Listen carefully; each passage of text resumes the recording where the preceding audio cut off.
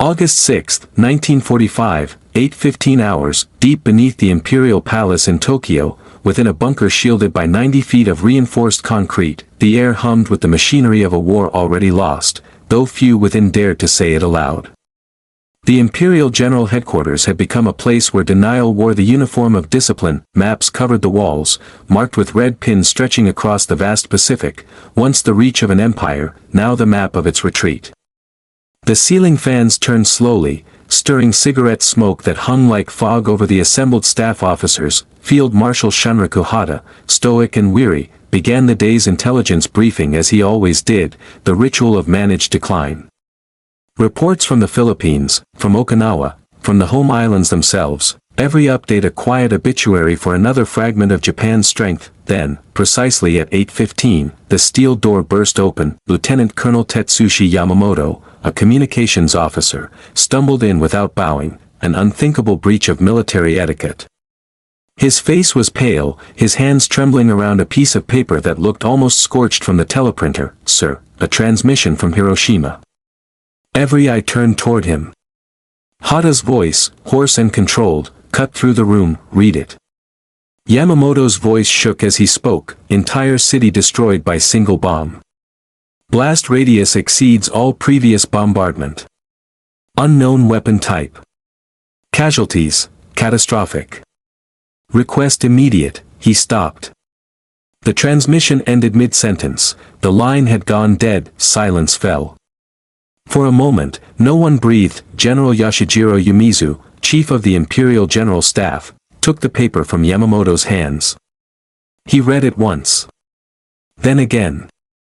Then a third time, as if repetition might alter the meaning. His mind reached instinctively for the familiar, the rational explanations of the old war, perhaps a massive conventional raid. 500 bombers. Maybe 1,000.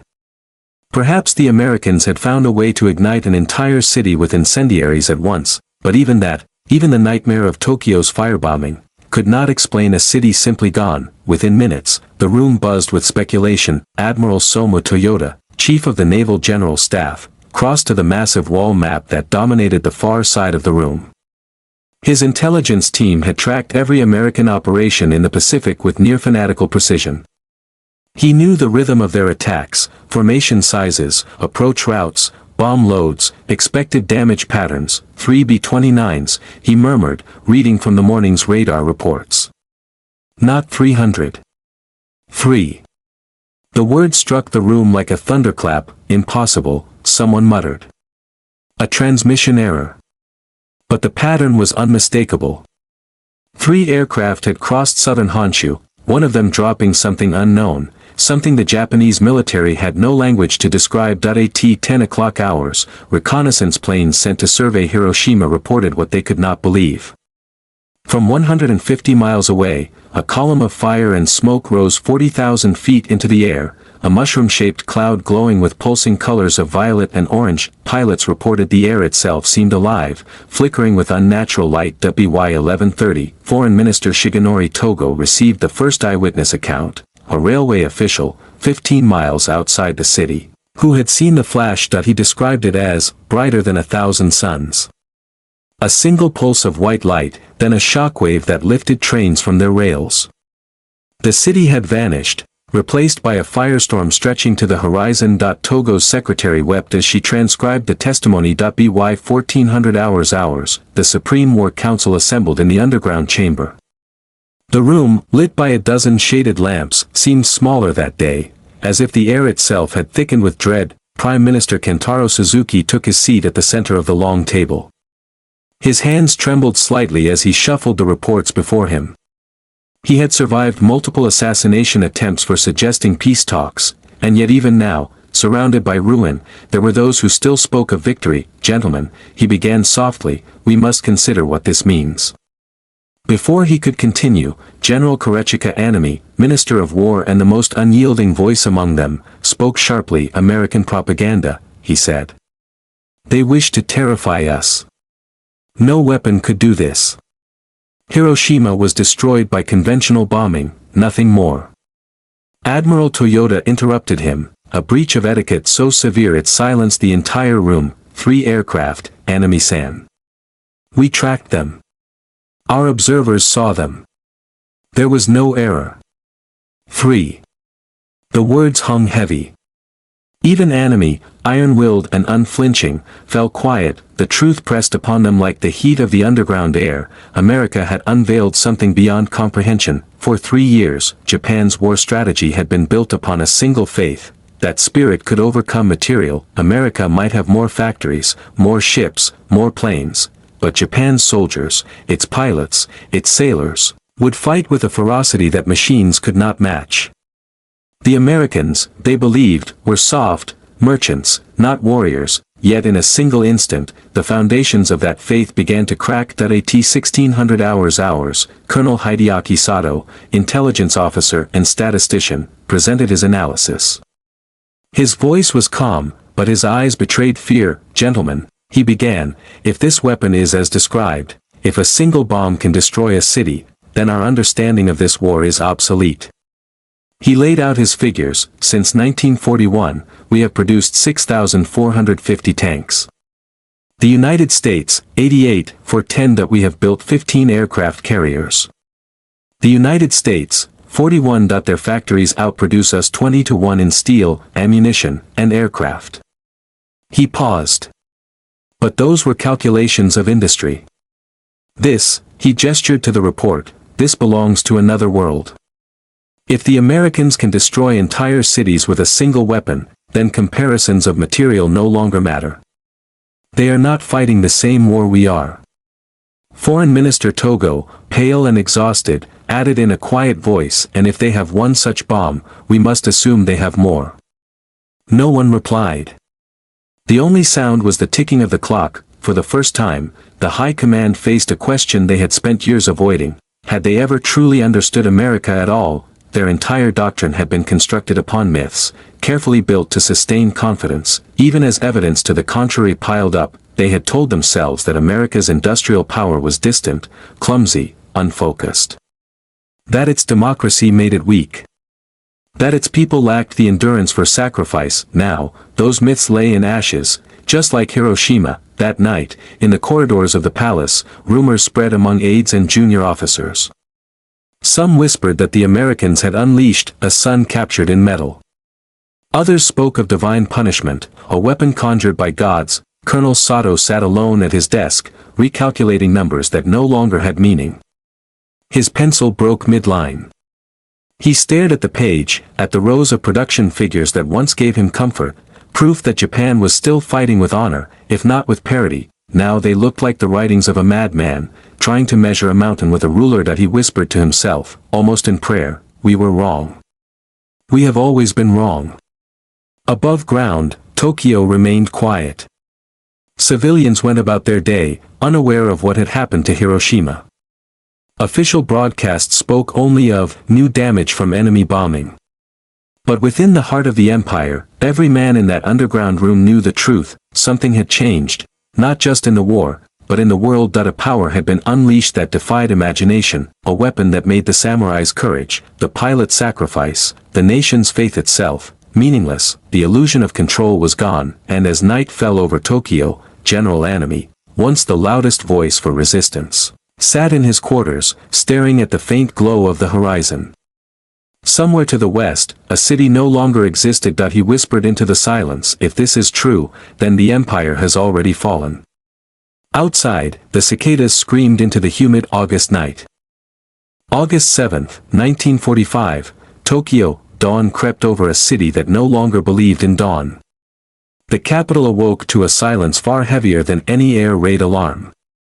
Somewhere beyond the western horizon, Hiroshima was gone, erased, its name already a whisper. The morning newspaper spoke in coded restraint, Hiroshima suffers new type of bomb. But in the underground chambers of the imperial palace, where the war's architects huddled around a trembling map of Japan, the truth had already broken their certainties. The walls of the war room seemed to sweat. The lamps burned low, casting long shadows over men who had begun to look less like generals and more like ghosts of their own convictions. At 7:45 hours, Prime Minister Kentaro Suzuki convened the Supreme War Council once more. The atmosphere had shifted overnight. Gone was the rigid defiance that had sustained them for years. What replaced it was something quieter, more dangerous, the stillness that comes when faith fractures but pride refuses to yield. Suzuki began without ceremony. His voice was cracked from exhaustion. Gentlemen, the Americans have issued no statement.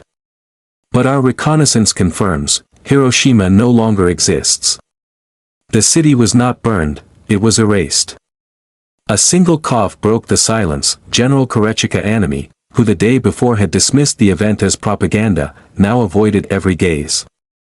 His uniform was immaculate, his sword perfectly aligned, but his face looked older, as if one night had stolen 10 years from him. Admiral Toyoda leaned forward.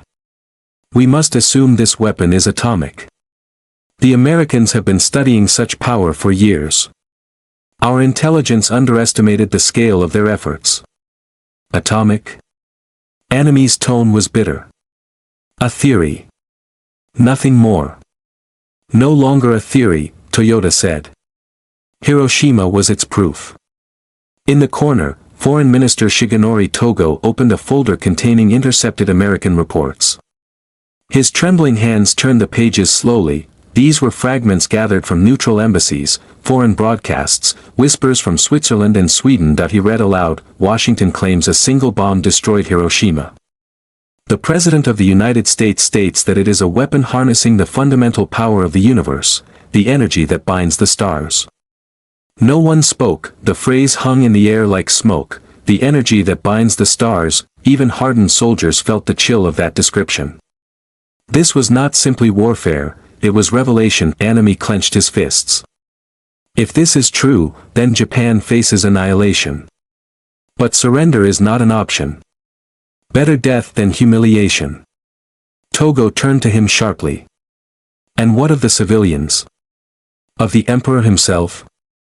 Will you sacrifice them to defend your pride? Anami's voice rose. Pride is all we have left. His words echoed through the chamber. But behind the fury was despair, the same despair that haunted them all. By mid-morning, word reached the council of a second American broadcast, President Truman warning that if Japan did not surrender immediately, a rain of ruin from the air, the like of which has never been seen on this earth, would follow. Suzuki read the line twice aloud. A rain of ruin, the phrase landed like a prophecy. Colonel Hideaki Sato, still the council's quiet voice of numbers, broke the silence. Gentlemen, yesterday we calculated the Americans' productive strength. Today, we must confront something else, their will. He pointed to a map pinned with black flags marking every destroyed Japanese city. They have burned 60 of our cities already with conventional bombs. They will burn the rest. Now imagine if each fire took only one aircraft. How long until nothing remains? He turned toward Anami. If you believe honor demands resistance, then tell me, what honor remains when there is no Japan left to defend? Anami did not answer. August 8, 1945, evening. A storm rolled over Tokyo that night. Rain hammered the palace roofs, drowning the cicadas, washing soot from air already thick with defeat. Inside the emperor's private quarters, Emperor Hirohito sat in silence, listening as the rain struck the paper screens. He was not present at the war councils, not directly. But reports reached him daily, and the one from Hiroshima had shattered even his carefully maintained composure. He had asked a single question to his aide, his voice almost childlike in its disbelief. Is it true that an entire city can vanish from one bomb? The aide, unable to speak, had bowed deeply, which was answer enough. Now, as lightning flashed over the palace gardens, the emperor whispered to no one, then the gods have abandoned us. At 2200 hours, a messenger arrived bearing another cable, this one from the Japanese embassy in Moscow. The Soviet Union had declared war. The word spread through Tokyo like poison. For months, Japan had clung to the desperate hope that the Soviets might mediate peace with the Allies, that diplomacy could preserve some fragment of dignity. But now, that final illusion was gone. Admiral Toyoda slammed his fist onto the table. This is the end. With the Soviets advancing from the north and the Americans from the south, we will be crushed between hammers. General Yumizu whispered, perhaps that is what we deserve. Anami rose to his feet, his voice trembling with both anger and sorrow. No. We must defend the homeland. The spirit of Japan will not die so long as one soldier lives. Suzuki looked at him, not as an enemy, but as a man watching another drown in his own faith. Spirit will not stop the wind, Anami. Not this wind. That night, as Tokyo's lights flickered and the storm raged outside, Colonel Sato wrote in his personal journal, "We built our empire upon illusions, that courage could outlast steel, that sacrifice could conquer science, that death could redeem defeat. Hiroshima has shown us the truth, we mistook devotion for strength. America has not simply beaten us, it has outgrown us." He paused, staring at his handwriting. He thought of the soldiers still digging trenches on Kyushu, of the schoolchildren training with bamboo spears, of pilots preparing for suicide missions that now seemed grotesquely meaningless. What use was valor against a weapon that could erase a city before a heartbeat ended? Outside, thunder rolled like distant artillery. August 9, 1945. Morning. The following morning, as the council gathered once more, an officer entered hurriedly, clutching another telegram. His voice faltered as he read it aloud. At 11:02 hours, Nagasaki has been destroyed. The room fell into silence so absolute it seemed to swallow sound itself. 2 cities. 3 days. Suzuki's hands trembled as he covered his face. Dear God, how many suns will they drop upon us? Toyoda whispered, enough to end the world, if they wish. Togo, his voice barely audible, said what none of them dared to admit, we can no longer fight the Americans. We can only survive them, if they allow it. In a distant airbase, Japanese pilots prepared for kamikaze missions that would never launch. One of them, 19-year-old Lieutenant Kuroda, wrote a final letter to his mother, they tell us to die for Japan. But Hiroshima has already died for us. If death brings no victory, what then is its purpose? The letter never reached her. It remained in his locker, sealed in the quiet despair of a war that had lost its reason. Back in Tokyo, within the imperial palace, the sound of rain returned, soft now, almost merciful. The war council sat motionless. Even Anami had fallen silent, his eyes fixed on nothing. The pride that had sustained them for years was now a hollow thing. Beneath it, fear had crept in, not of death, but of meaninglessness. For the first time, they understood what the Americans truly possessed, not just power, but the capacity to turn faith itself into dust. Anami whispered, almost to himself, perhaps, this is what it means to see the gods die. No one answered. The room, the empire, and the very idea of Japan as they knew it, all seemed to be collapsing under the unbearable weight of reality. Outside, a single bell tolled from a nearby temple. Its echo lingered over the darkened city, mingling with the last dying rain. August 10, 1945, Tokyo. The night after Nagasaki burned, Tokyo did not sleep. The city lay under a blanket of unnatural silence. No air raid sirens, no fires on the horizon, only the wind whispering through half-ruined streets and the endless, invisible weight pressing down upon the hearts of men who had finally seen the shape of defeat. That in the dim corridors of the imperial palace, messengers moved like shadows. Each carried fragments of despair, casualty reports, coded telegrams, surrender conditions. Within the underground war room, the air smelled of paper and sweat. Cigarette smoke drifted in slow spirals above the exhausted faces of the high command. Prime Minister Kentaro Suzuki sat at the head of the long table, motionless. His glasses reflected the dull yellow of the lamps. He had aged decades in the space of 3 days. Before him lay 2 reports, one from Hiroshima, one from Nagasaki. Both were nearly identical in their horror, city annihilated. Survivors burned beyond recognition. No building standing within 3 kilometers of epicenter.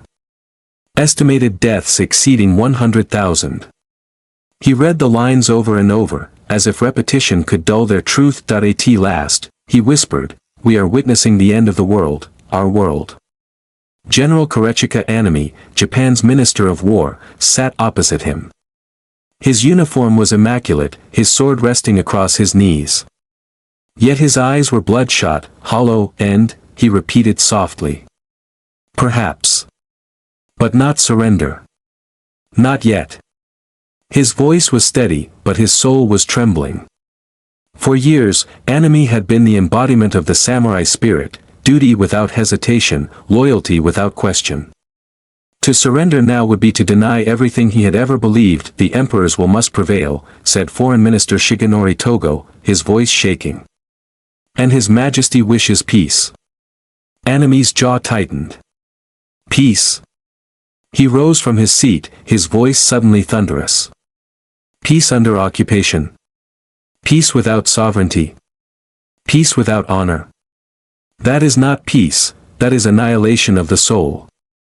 Suzuki slammed his palm against the table. And what of the annihilation of our people? Must we sacrifice every man, woman, and child to prove our devotion? The argument spiraled, faith against reason, tradition against survival. At last, Admiral Toyoda, who had remained silent, spoke in a low, tired voice, "Gentlemen, perhaps the question is no longer whether we can fight, but whether we deserve to." His words cut through the air like a blade. By midday, the council had fractured into two camps. Point 1, led by Anami, demanded conditional surrender, insisting Japan be allowed to retain its army, its government, and its sacred emperor untouched. The other, led by Togo, understood that the Allies would accept nothing less than total submission. They called it the divide between peace and death. But beneath that divide lay something deeper, a spiritual collapse centuries in the making. For generations, Japan's leaders had taught their people that the emperor was divine, the living descendant of the sun goddess Amaterasu. Now, even the gods seemed powerless before the light of the atomic age. August 11th, the emperor's chamber, the sliding doors opened with a faint whisper. Emperor Hirohito entered quietly, his presence both delicate and heavy with the weight of centuries. The generals bowed deeply, faces nearly to the floor. When he spoke, his voice was soft, fragile, almost human. "I have read the reports from Hiroshima and Nagasaki," he began. "They describe a suffering unlike any in our history." He paused. "If we continue to fight, we shall not only bring ruin upon our land but also upon humanity itself." The generals remained silent. No one dared look up. Hirohito continued, "I cannot bear to see my people perish.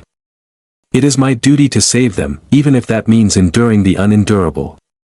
The words hung in the air like the toll of a distant bell. To the generals, it was more than a statement, it was a command that tore through the veil of centuries.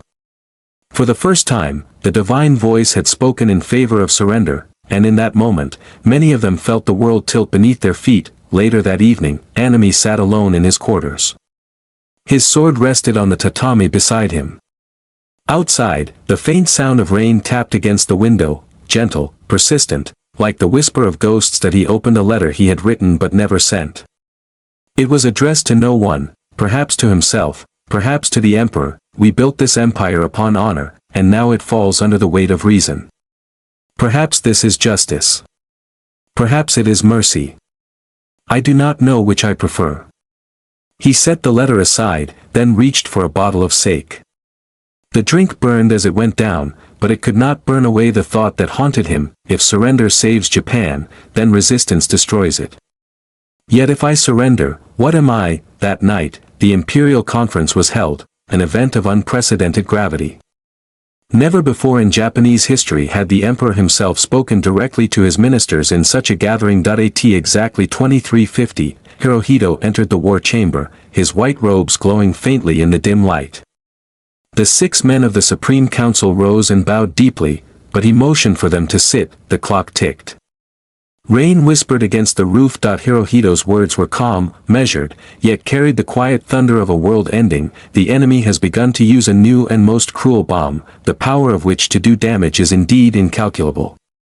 Should we continue to fight, it would not only result in the ultimate collapse and obliteration of the Japanese nation, but also the total extinction of human civilization."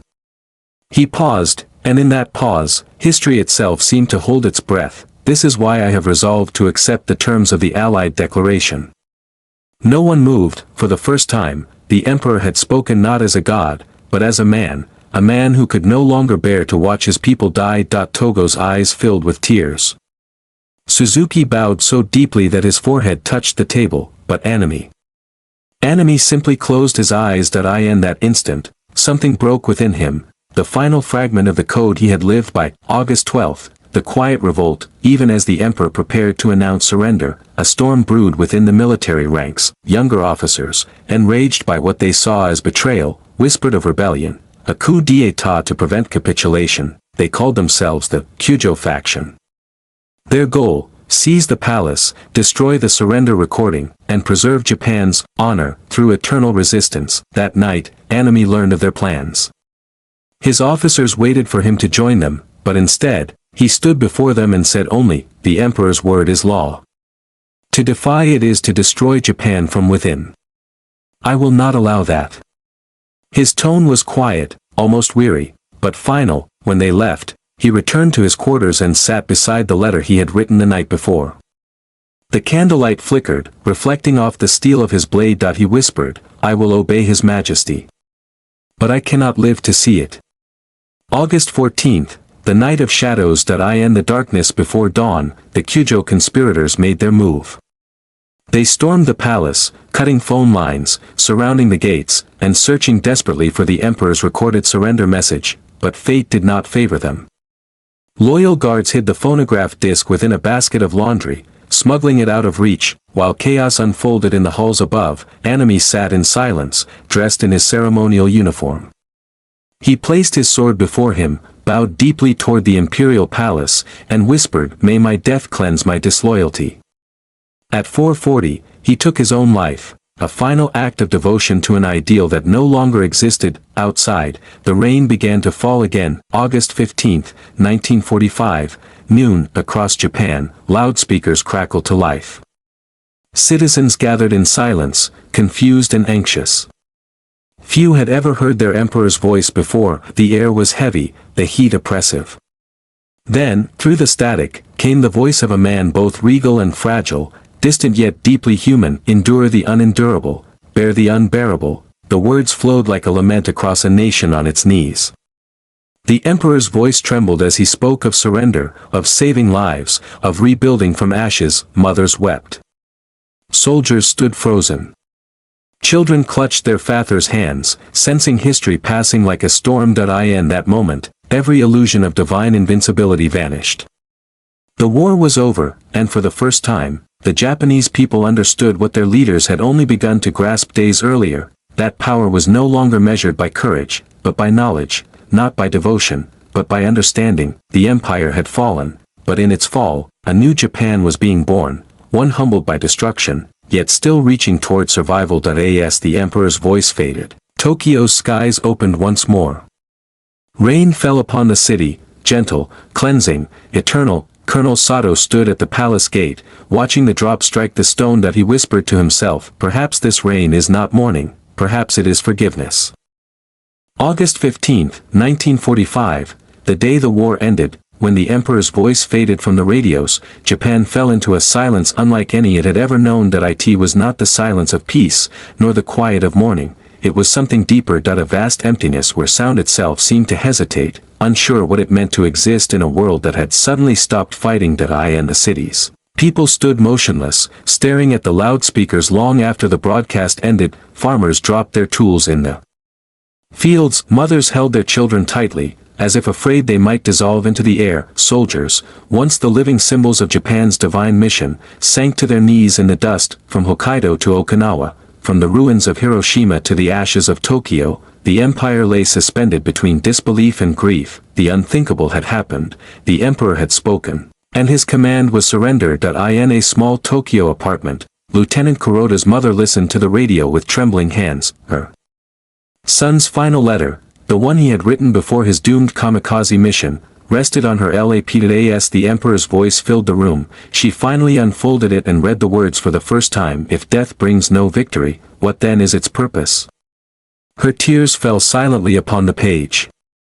For the first time in 4 years, she allowed herself to cry, not for her son's death, but for the discovery that it had meant nothing. Outside, the rain began to fall again. It washed down the narrow streets of Tokyo, over rubble and broken glass, over the charred bones of a city that had once believed itself eternal. At the same hour, deep within the burned remains of Hiroshima, survivors wandered through what looked less like a city and more like the surface of another planet. There were no buildings, no trees, no shadows, only endless gray dust. The air smelled of metal and smoke. A man stumbled through the wasteland carrying the ashes of his wife in a broken bowl. A child stood staring at the river, where hundreds of bodies floated silently with the current. The sun was bright that day, cruelly indifferent. For weeks afterward, doctors would report an unknown sickness spreading among the survivors, hair falling out, fevers that never broke, skin that bled without wounds. The world did not yet have a word for it. Back in Tokyo, the Supreme War Council sat one final time. There were no arguments now, no raised voices. Only silence, and the slow breathing of men who had spent their faith and found nothing left to believe in. Prime Minister Kentaro Suzuki spoke first. His voice was low, almost reverent. The Emperor has spoken. The war is ended. But how does one end a war within the heart? No one answered. General Yumizu, his uniform still crisp but his spirit broken, looked around the table and whispered, "We have been soldiers all our lives. We were taught that surrender was death. And yet we live. What does that make us?" No one could say. Foreign Minister Togo stood, gathering the papers that had once dictated the fate of millions. He looked at the room, the maps, the red pins, the notes on production, the strategy charts. Then, slowly, he lit a match. The maps curled and blackened, the pins melting into nothing. That he watched the smoke rise, as if releasing the ghosts of every decision they had made. August 16, 1945, morning. The following morning, Tokyo awoke to an unfamiliar sound, birdsong, for the first time in years. No bombers filled the sky. The air was still. The war was truly over, but peace did not bring joy. It brought reflection, and reflection was a kind of pain. In the streets, soldiers wandered aimlessly in tattered uniforms, carrying rifles with no ammunition. They bowed to no one. They saluted no flag. Their purpose, the thing that had defined their every breath, was gone. One young officer, his face gaunt and eyes hollow, sat on the steps of a bombed-out train station. A child offered him half a rice ball. He took it, but did not eat. He stared at it for a long time, then whispered, "The Emperor told us to die for him. Now he tells us to live. Which command is harder to obey?" The child did not understand, but he smiled anyway. The soldier wept quietly. Across the Pacific, in Washington, D.C., President Harry S. Truman received the official Japanese message of surrender. He read it in silence, then removed his glasses and whispered, "It's over." But even among victory, there was no celebration, only exhaustion. The men who had unleashed the atomic age knew that history would never again be innocent. One scientist at Los Alamos wrote in his diary that same day, "We have opened a door that can never be closed. The world has crossed a line, and what lies beyond is no longer human." In Hiroshima, the survivors buried the dead wherever they fell. Priests walked barefoot through the ruins, chanting prayers for souls too burned to identify. One priest stopped before the remains of a school, nothing but a foundation and the shadow of children etched into the stone. He knelt and whispered, "We thought God would protect us." Perhaps he wept instead. At sunset, the sky turned the color of blood, and in the fading light, the people of Hiroshima began to rebuild, not out of hope, but because there was nothing else left to do. August 17, the Emperor in the garden. Emperor Hirohito walked slowly through the imperial gardens. The air was heavy with humidity, the cicadas crying from the trees. He stopped by a pond, where koi swam beneath the reflection of the ruined city beyond the palace walls. For the first time in his life, he felt the full weight of mortality, his own and that of his nation. He turned to his aide and said quietly, "I wonder, when history remembers this day, will they call it defeat or deliverance?" The aide bowed deeply, unsure how to answer. Hirohito gazed at the water. "The Americans have shown us a power greater than war itself. Perhaps it is time to learn humility." He looked up toward the gray sky. The sun rises still. Perhaps it forgives. August 18, across Japan and the countryside, families began returning to what remained of their homes. Farms that had been abandoned for years now sprouted weeds taller than men. Villages gathered around makeshift radios to hear the news, not of victory, but of occupation. American troops would soon land. The empire was finished, but among the people, something unexpected stirred, a strange, fragile relief. The fear of death that had haunted every sunrise was gone. Children laughed again, old men wept openly in the streets. A fisherman on the coast watched the horizon and said to his wife, perhaps we were never meant to rule the world. Perhaps the sea was always enough. August 19, Tokyo Bay. On the deck of the American battleship Missouri, preparations began for Japan's formal surrender, the brass polished, the flags unfolded. The world was waiting. In Tokyo, the government prepared the delegation that would sign the document. Each man chosen carried the weight of 3 million dead and the unspoken shame of a fallen empire. Prime Minister Suzuki refused to attend. His health had collapsed. Foreign Minister Togo wept as he sealed the final orders. As they left the palace, Hirohito's voice followed them, "Go with dignity. Let our last act be one of peace." August 20th, night, Colonel Hideaki Sato sat once more in his small office, the war maps now gone, only a single candle lit the room. He took out his old calculations, lists of tanks, ships, planes, and bombs. He ran his fingers over the numbers, once symbols of strength, now relics of a delusion. He whispered, "We believed that numbers would save us. The Americans believed that understanding would." He paused, looking toward the dark window where the faint outline of the moon shone over the ruined city. Perhaps that is the difference between power and wisdom. He closed his notebook, blew out the candle, and sat in the dark, listening to the soft hum of life beginning again outside the palace walls. And so, the war ended not with thunder, but with silence. A silence that spoke louder than any victory parade or speech could ever have. A silence that carried both guilt and grace, the weight of destruction, and the faint whisper of rebirth. The empire that had once sought to rule the world now stood humbled before it, and from that humility, in time, would grow something new, a nation rebuilt not upon conquest, but upon remembrance. September 2, 1945, Tokyo Bay. The sea was calm that morning. The sky, washed in silver clouds, mirrored the solemn stillness that hung over the waters of Tokyo Bay. Anchored among a vast armada of Allied ships, the USS Missouri stood like an altar of history, and upon it, the last act of the Second World War was about to unfold. At precisely 9:02 a.m., Foreign Minister Mamoru Shigemitsu stepped onto the deck. He walked with measured grace, his wooden leg clicking softly against the steel floor. Beside him was General Yoshijiro Yumizu, his uniform immaculate. Though his face betrayed the exhaustion of defeat, they carried no flags, no banners, no signs of defiance, only a quiet dignity that came from accepting the unbearable. Around them stood the victors, Admiral Nimitz, General MacArthur, representatives of the United States, the United Kingdom, the Soviet Union, China, and others. Each man watched in silence as Shigemitsu approached the table where the surrender documents waited. A light wind stirred the papers, the world held its breath. At 9:04 a.m. Shigemitsu signed. Then Yumizu, and with 2 strokes of ink, the Empire of Japan ceased to exist. MacArthur stepped forward, his face stern yet restrained.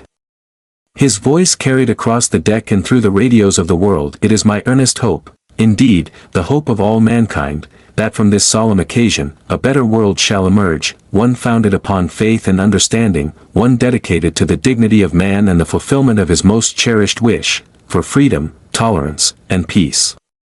The words echoed across the bay, over the sea that had once carried Japan's fleets of conquest. Now it carried only silence. September 3rd, the occupation begins. American planes once feared as harbingers of death now descended gently upon Japanese airfields. They carried soldiers not to destroy, but to rebuild. In Tokyo, General Douglas MacArthur established his headquarters in the Daiichi building, directly across from the Imperial Palace. From his window, he could see the palace walls each morning, a daily reminder of both the victory and the responsibility that followed. To many Japanese, the Americans seemed like beings from another world, tall, confident, armed with supplies and technologies unimaginable to the starved citizens of Tokyo. Children stared as trucks rolled through the streets, filled with canned food, medicine, and strange men who smiled instead of shouted. But beneath that uneasy calm, fear lingered. Rumors spread through villages and towns, that the Americans would punish the people, desecrate temples, or destroy what remained of their culture. Yet what came was not vengeance. MacArthur had given strict orders, treat them with dignity. The war is over. We are not their conquerors, we are their guardians. The Emperor's Dilemma. Inside the imperial palace, Emperor Hirohito sat in seclusion that he had not been seen by his people since his radio address, the voice that had broken an empire. Now, the question that haunted both Japan and the Allies was simple: what to do with him. Many in Washington demanded his trial as a war criminal. Others, including MacArthur, understood the deeper truth: that the Emperor was not merely a man, he was the symbol of Japan itself. If he were to fall, the fragile peace might fall with him. MacArthur arranged a meeting that it was to be the first time the supreme commander of the Allied powers would stand face to face with the man the Japanese once believed divine. September 27, 1945, the meeting. When Emperor Hirohito entered the American embassy residence, he bowed deeply. MacArthur, tall and imposing, extended his hand instead of bowing, a gesture that shocked the Japanese observers. For a moment, the two men stood in silence, the conqueror and the conquered, the mortal and the once divine. Then Hirohito spoke quietly, in perfect formality: I have come to offer myself to the judgment of the powers you represent. If it is your decision to punish me, I will accept whatever you decree. MacArthur studied him for a long moment before replying: Your Majesty, the Japanese people need their emperor, not as a god, but as a man who can lead them to peace. The cameras clicked. One photograph, MacArthur standing casually beside the stiff, nervous emperor, would circulate around the world. To Americans, it symbolized victory. To the Japanese, it was the beginning of rebirth. For the first time in 2,000 years, the emperor was seen as human. The hunger winter. As autumn gave way to winter, the reality of defeat deepened. Cities lay in ruins. Millions were homeless. Rice harvests had failed, and starvation loomed. In the streets of Osaka, children scoured the rubble for scraps, mothers bartered their last possessions for handfuls of barley. Bold soldiers, once worshipped as heroes, now begged for food beside the very citizens they had sworn to protect. The black markets thrived, shadow worlds where cigarettes, stolen rations, and American chocolate were traded like gold.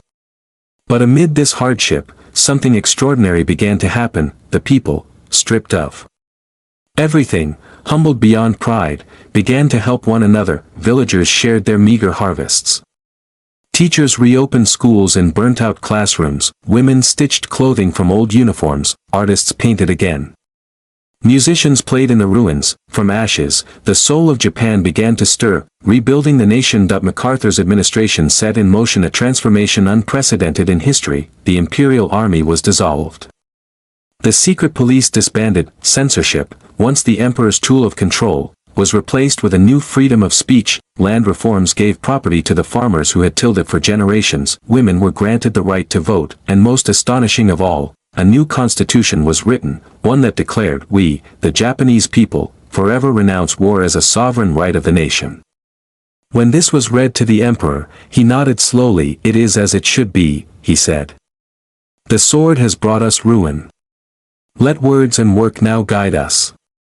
The old world was ending, not in fire, but in transformation. The children of the ashes. In the ruins of Hiroshima, life returned in fragile forms. Flowers grew where shadows once lay burned into stone. Schools reopened in makeshift huts. A young girl named Sadako walked barefoot through the ruins, gathering paper to fold into cranes. 1,000 of them, she said, to make a wish for peace. Her hands trembled from the sickness left by the bomb's invisible fire, but she folded anyway. Her cranes would one day become a symbol of Japan's vow never to repeat its past. The small, fragile wings of hope rising from devastation, transformation of spirit. As months turned to years, the nation that had once worshipped strength began to find beauty in resilience. Factories reopened, not for war, but for creation. Sewing machines, bicycles, radios, cameras. Students studied not military codes, but science, poetry, and philosophy. A generation grew up without hearing air raid sirens. The emperor, once hidden behind walls, now appeared before his people, walking among them, speaking softly, bowing in gratitude. He became a symbol not of power, but of endurance, and the people began to believe that perhaps defeat had been the only path to salvation. A visit from the general. In 1947, MacArthur visited Hiroshima. He stood before the skeletal dome that had once been the Industrial Promotion Hall, now the haunting monument of the atomic age. His staff waited silently as he removed his cap. He did not speak for a long time. Finally, he whispered, "This should never happen again, not to any people, not by any hand." The press never printed those words, but those who heard them said his voice broke as he spoke them, the shadow of the past, yet not all was peace. Beneath the surface, old wounds lingered, many officers could not forgive themselves, or their emperor. In quiet rooms, some wrote confessions that would never be read, others took their own lives, unable to live in the new Japan that no longer honored the warrior's path. But the younger generation, those who had grown up in the ruins, looked forward. Instead of back, they built homes, schools, and families. They learned English, they dreamed of airplanes that carried not bombs, but travelers. The world began to see Japan not as a threat, but as a miracle. A new dawn. By 1950, 5 years after the surrender, Japan was unrecognizable. The once conquered nation had become a model of reconstruction, discipline, and grace. The factories buzzed. The cities glowed again, and the people, once defeated, found strength not in dominance, but in unity. The rising sun that had once symbolized conquest now meant something entirely different. Rebirth. At a ceremony in Tokyo, the emperor spoke before his people again, his voice, older and quieter now, carried across the crowd. We have seen the darkness that pride can bring. Yet even from ashes, the sun rises. Let our nation forever remember, power is not in might, but in mercy. The crowd bowed. Some wept, and for the first time since the war began, the words of the emperor were not commands, they were prayers. In the distance, across the Pacific, American soldiers who had once fought on Iwo Jima and Okinawa now returned home, older and changed. Some wrote letters back to Japan, to families who had once been enemies but were now friends. One Marine wrote to a Hiroshima schoolteacher, "We both saw hell. Perhaps our children will see heaven." The war had begun with fire, pride, and blindness. It ended with humility, silence, and light, and so the Japanese High Command, those who once believed in divine destiny, finally understood the true measure of American power. It was not the bomb, nor the factories, nor the fleets. It was the will to build again where others would have surrendered to despair. That was the power that had conquered them, and, in time, the power that taught them how to rise. 1951, Tokyo, the city was alive again. Neon lights flickered above the crowded streets. Streetcars rattled past shops selling American radios and Japanese calligraphy side by side. To the young, the war was a fading memory, something whispered about by grandparents and shown in tattered photographs, but to those who had commanded, those who had believed in empire and destiny, the war was not over. It lived on, deep within them, a silent echo they carried through every waking hour. Among them was Colonel Hideaki Sato, the same officer who had once drawn maps of Japan's imagined victory. Now he lived quietly in a small wooden house on the outskirts of the city. He taught mathematics at a local school. The children adored him, though they never guessed who he once was. Every morning, he walked to the schoolyard before dawn, when the mist still clung to the earth. He would look toward the rising sun, the same symbol he had once sworn to die for, and whisper, "You rise again, and we remain." Perhaps that is mercy.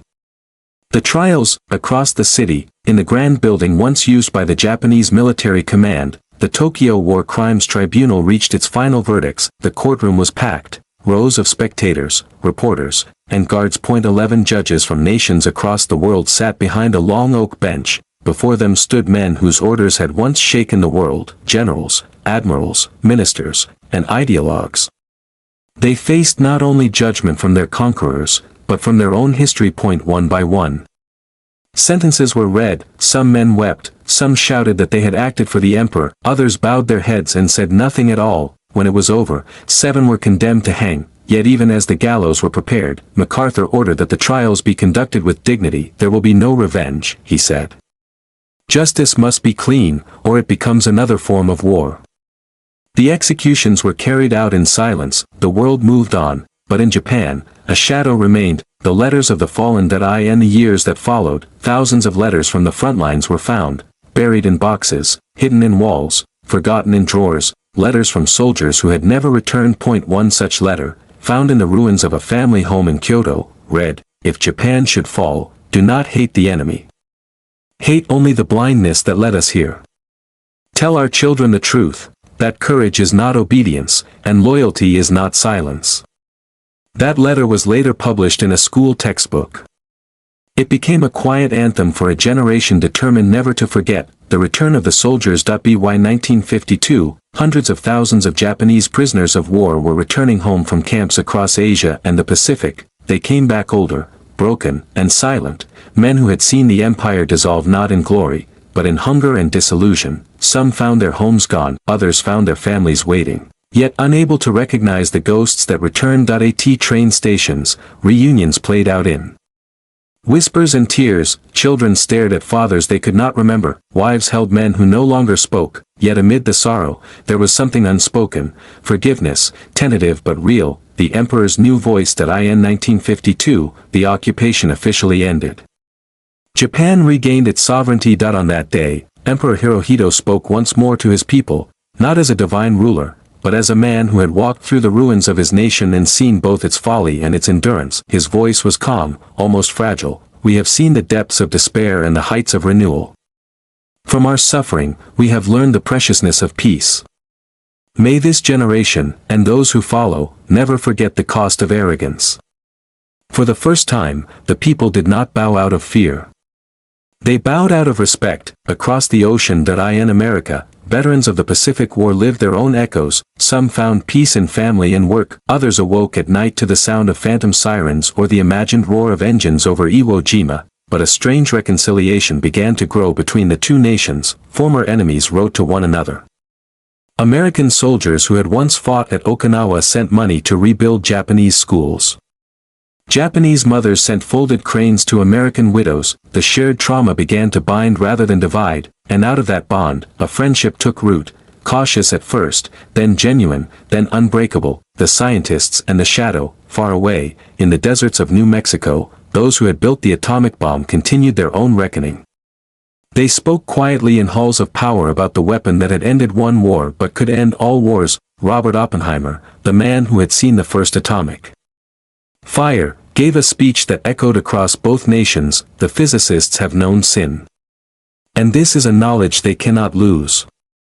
Japan, too, lived under that shadow, but instead of building its own bombs, it built memorials. Every year, on August 6th, the people of Hiroshima released lanterns down the river, each one carrying a name, a wish, a prayer. The lanterns floated silently out to sea, glowing like stars upon the water. The rebirth. By the late 1950s, Japan's cities shimmered again, not with military might, but with creativity, discipline, and innovation. Factories produced cameras, cars, radios, and film. The same precision that once built war machines now built instruments of progress. Foreigners who visited Tokyo marveled, how had a nation so utterly destroyed risen so swiftly? But those who lived through it knew the truth. It was not merely reconstruction. It was redemption. In the words of a poet who had lost his brother in Hiroshima, the fire that burned our homes also lit our conscience. From the ashes, we did not build monuments to victory. We built mirrors. The reunion. One spring morning in 1960, Colonel Sato received a letter from America. It was from a man named Major William Hart, a former U.S. officer who had fought in the Philippines. He wrote, "I remember your army. I remember the faces of men who fought for something they believed was divine. I could not hate them then, and I do not hate them now. The war made us both victims of our nation's pride. I hope, someday, to meet you, not as enemies, but as men who survived." Months later, Sato traveled to Honolulu for a veterans exchange. He met Hart beneath a banyan tree by the harbor. The two men stood in silence for a long time. Then Hart extended his hand. Sato took it. They spoke of war, of loss, of the emptiness that followed victory and defeat alike. When they parted, Sato said softly, "Perhaps this understanding, is what we were meant to find all along." Reflections of the High Command. In his later years, Sato began writing a memoir, not for glory, but for truth. He titled it, "When We Understood." He wrote, "We believed the Americans' power came from their machines, their bombs, their vast land. But it was not so. Their true strength was their unity, their belief in progress, their refusal to surrender to despair. When we finally understood that, it was already too late for us. But it is not too late for the world." His book, though small, became a quiet classic in post-war Japan. It was not taught in schools, but it was passed hand to hand among students who sought to understand not only the war, but the fragile peace that followed it. The pilgrimage. In 1965, 20 years after Hiroshima, Sato journeyed there for the first time. He walked through the Peace Park, past the eternal flame, the monuments, the cranes. He stopped before the inscription carved into stone, "Let all the souls here rest in peace, for we shall not repeat the evil." He bowed deeply. Then he whispered, "We finally understood." The wind carried his words across the river, where the paper lanterns drifted, small flames against the endless dark. Epilogue, the echo. Decades passed. The world changed. The men who had commanded, who had built, who had surrendered, all faded into memory, but the echoes of their choices remained. In Hiroshima, schoolchildren still fold cranes. In Washington, veterans still lay wreaths at memorials bearing the names of both wars. And in the quiet between nations, a fragile truth endures. Power without wisdom destroys, wisdom without remembrance fades. Only when both are held together does humanity stand a chance. As the sun rises over Japan each morning, its light touches the waves that once carried fleets of war. Now they carry ships of trade, and beneath them sleep the bones of those who fought believing they could shape the world by force. But perhaps the world was never meant to be shaped by power, only by understanding. And that is what the Japanese High Command finally learned when they understood the true nature of American power. It was not dominance. It was endurance. It was the will to rise again, and to help others rise with them.